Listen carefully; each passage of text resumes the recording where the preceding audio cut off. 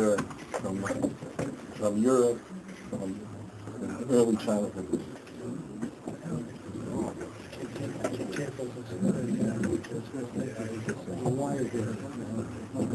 He's a dog, he's a dog, he's a dog.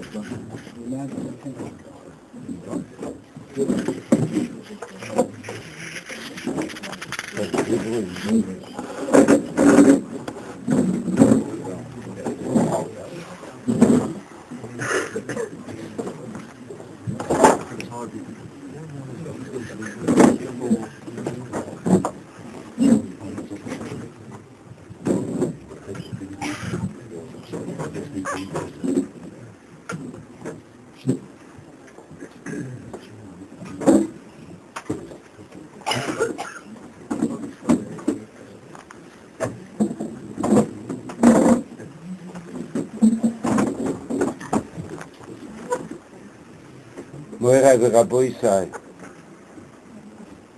or Rabbatai, whatever, they were more comfortable to you.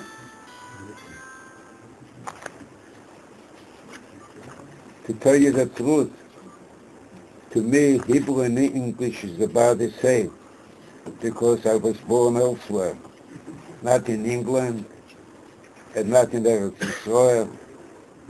Then I could speak Hebrew, I could speak English, and I could speak Yiddish also, which is the easiest. But we'll manage Bezrat Hashem. I came to to the States after the Second World War in 1946, in July. From Shanghai I came. And in Shanghai, I shared a room together with the niftar, with Rabbi Baron, because we come from the same town. We were born in the same place, in HoRav.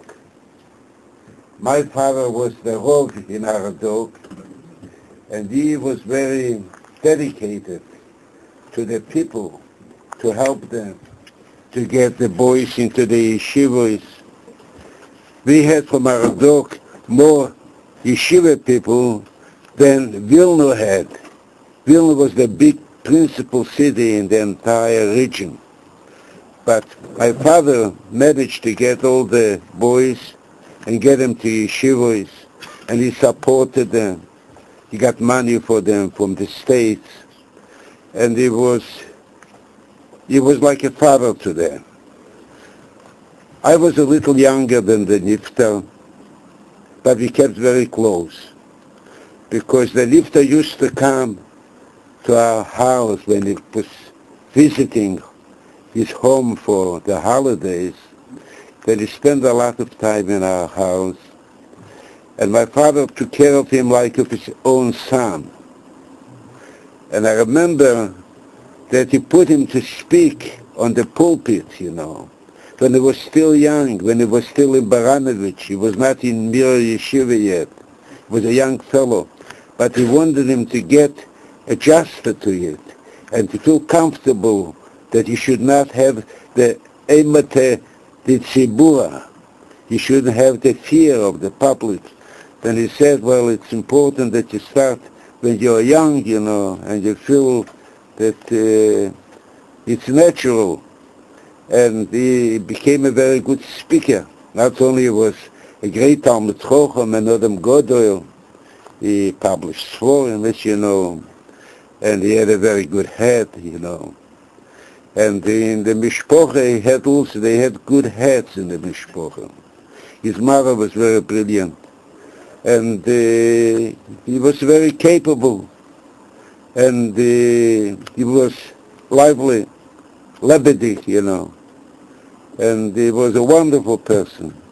Then I was very happy to share a room with him together in Shanghai. We were in Shanghai for 5 years. I originally attended another yeshiva. I come from the Kamenitzer yeshiva, not from Mira yeshiva. But when I managed to get out from Poland and from Russia, from those places, then I came to Japan. And in Japan I joined the Mira yeshiva. They were successful in getting over the yeshiva, kemat totally together, and I joined them. And I got later a visa to go to the States, because my Rosh Yeshiva from Kamenitz sent me a visa to go to the States. But I got so close with the Mashgiach, Reb Chatzkel Levenstein. Maybe you heard of him. He was a very big tzaddik, a lot of Godel. And he was on top of me, and he didn't let me go.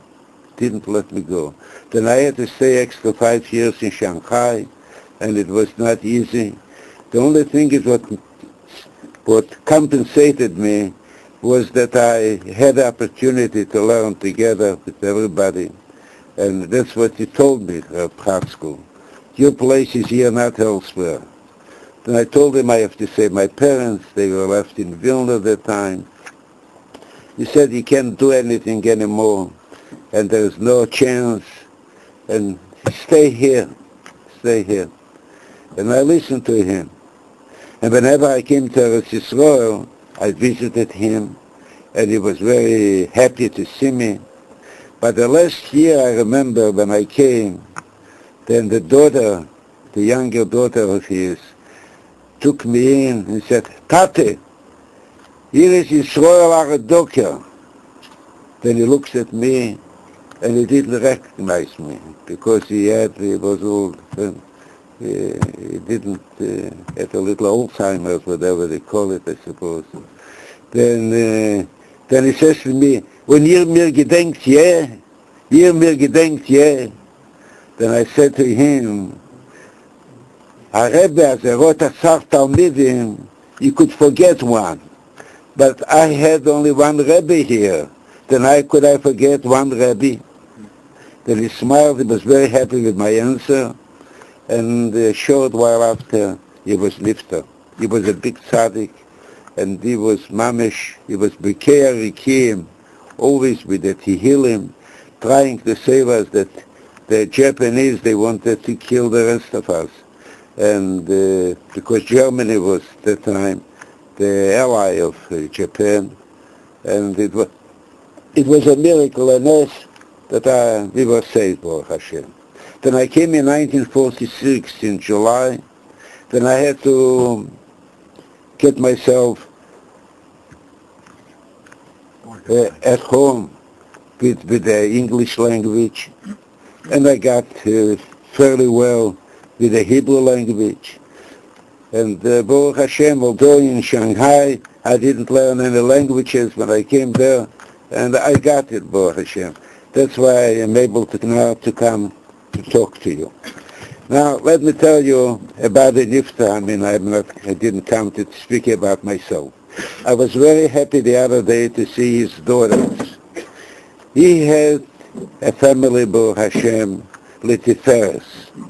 And it was really my pride to get to speak to them and tell them a little bit about their father. Although they know it, I mean, they knew from before. And I invited them to come to my house and to continue. And I hope to see them more. But I was very impressed with the mishpoche. I mean, I knew them when they were younger. Because when they were younger, Rabbi Baron used to come with them, and we had a camp, and we used to come, and we spent time together. But I tell you, it really is a zchut for all of you that you had, I understand, in the last few years, that you had him here amongst you. He was an unusual person, a great person in every respect. You cannot find someone like that. Then I think it is that we are here to say mispah, to take mispah. We are here just a few of us, but I feel that I could talk to you like we would be one family, because we have one central figure that gets us connected. And Rabbi Baron was a masterful person, a wonderful person. He could do a lot of things that very few people could do.